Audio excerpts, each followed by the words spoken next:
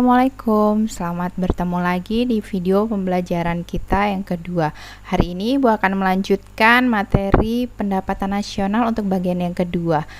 Di bagian kedua ini kita akan membahas tentang bagaimana perhitungan pendapatan nasional. Jadi, perhitungan pendapatan nasional itu bisa kita hitung dengan 3 metode. Seperti yang kalian lihat di sana, ada metode produksi, metode pendapatan, dan metode pengeluaran. 3 metode ini yang paling umum digunakan untuk menghitung pendapatan nasional suatu negara.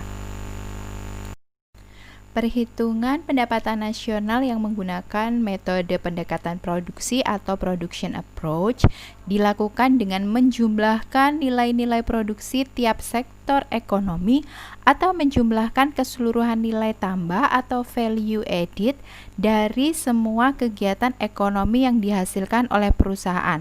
Nah, kalau di Indonesia itu ada 17 komponen sektor ekonomi yang harus dihitung value added-nya untuk mengetahui untuk mengetahui pendapatan nasional Indonesia. Nah, sebenarnya value added atau nilai tambah itu apa sih? Value added adalah biaya atau harga bahan baku dikurangi harga produk perusahaan atau inputnya. Nah, kenapa kita harus menghitung dengan metode atau yang dihitung hanya value added-nya? Ini adalah untuk menghindari penghitungan ganda. Penghitungan ganda itu rawan terjadi pada pendekatan produksi. Nah, kalau kalian lihat di slide ini, rumus dari pendekatan produksi itu di situ Y sama dengan Y itu adalah pendapatan nasional. Jadi kalau kalian menemukan huruf Y besar, maka itu artinya adalah pendapatan nasional. Y sama dengan dalam kurung Q1 kali P1. Q itu adalah jumlah barang dan P itu adalah harga barang. Nah, di situ Q-nya di tabel itu Q-nya ada 4. Berarti kalian harus menghitung dulu Q1 kali P1, ditambah Q2 kali P2, and so on sampai 4. Kemudian baru ditambahkan. Nah, ini adalah cara mencari pendapatan nasional berdasarkan produksi. Untuk sekarang metode ini jarang sekali digunakan karena itu tadi rawan perhitungan ganda. Oke, kelas, kita lanjut ke metode penghitungan pendapatan nasional dengan income approach atau pendekatan pendapatan. Nah, sesuai dengan namanya, maka untuk menghitung pendapatan nasional metode ini kita akan menjumlahkan seluruh jenis pendapatan. Nah, jenis-jenis pendapatan itu apa saja? Jenis-jenis pendapatan itu adalah seperti terlihat di dalam slide, ada W, I, R, dan P.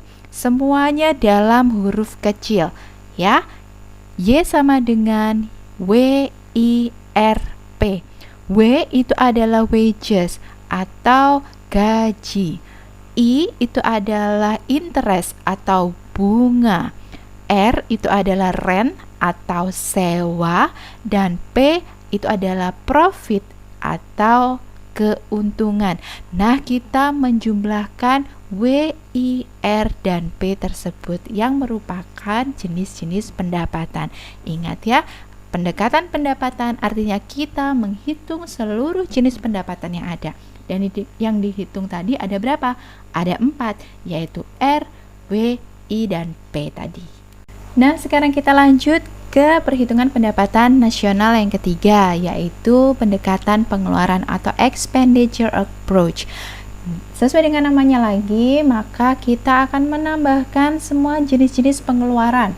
Untuk menghitung pendapatan nasional ini, kita membutuhkan informasi tentang pengeluaran berupa konsumsi atau C, kemudian pengeluaran pemerintah atau government expenditure atau di situ dilambangkan dengan huruf G.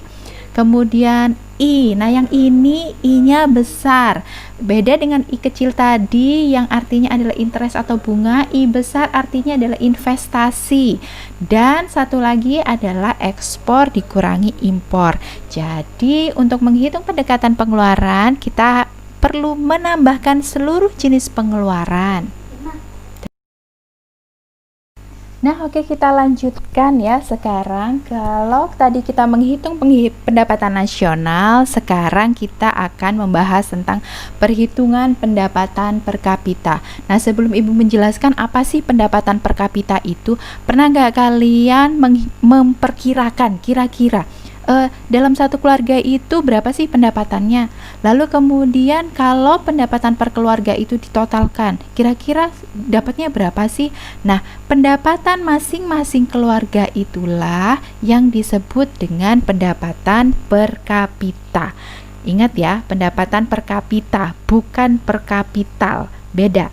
Pendapatan per kapita itu diperoleh dari pendapatan nasional dibagi jumlah penduduknya. Oke, atau jadi pendapatan per kapita itu adalah pendapatan rata-rata penduduk per kapita atau tiap orang dalam suatu negara atau suatu wilayah. Kenapa sih pendapatan per kapita itu harus dihitung? Nah, di sini kalian bisa lihat, suatu negara itu perlu menghitung pendapatan per kapita supaya melihat kesejahteraan rakyatnya. Kemudian negara tersebut juga bisa membandingkan tingkat kesejahteraannya dengan negara lain. Dan kemudian dia pertimbangan juga standar hidup. Apakah negara tersebut sudah melaksanakan pembangunan ekonomi, apakah masyarakatnya di situ sejahtera. Nah, itu bisa menghitung dengan pendapatan per kapita. Semakin tinggi pendapatan per kapitanya, artinya masyarakatnya semakin sejahtera. Sebaliknya, kalau pendapatan per kapitanya rendah, itu artinya adalah ada yang salah dalam perekonomian negara tersebut, atau bisa jadi pembangunan ekonominya tidak berhasil. Nah, di sini kalian bisa lihat rumus untuk menghitung pendapatan per kapita. Pendapatan per kapita atau PDB itu atau PCI biasanya per capita income itu sama dengan pendapatan nasional bruto dibagi jumlah penduduk atau pendapatan domestik bruto dibagi jumlah penduduk. Jadi di sini apabila pendapatan nasionalnya itu naik tapi lebih sedikit daripada kenaikan jumlah penduduknya, maka pasti PCI-nya rendah. Sedangkan apabila pendapatan nasionalnya itu naiknya lebih besar daripada kenaikan jumlah penduduk, maka pasti PCI-nya tinggi. Ya, jadi dalam pendapatan per kapita, kenaikan pendapatan nasional dengan kenaikan jumlah penduduk itu sangat mempengaruhi PCI tersebut. Nah, ini adalah tabel yang menunjukkan perbandingan antara negara-negara di Asia Tenggara terhadap PCI-nya. Nah, kalian bisa lihat di sini bahwa PCI tertinggi itu ada di Singapura. Kenapa Singapura punya pendapatan per kapita tertinggi? Padahal Singapura itu negaranya kecil.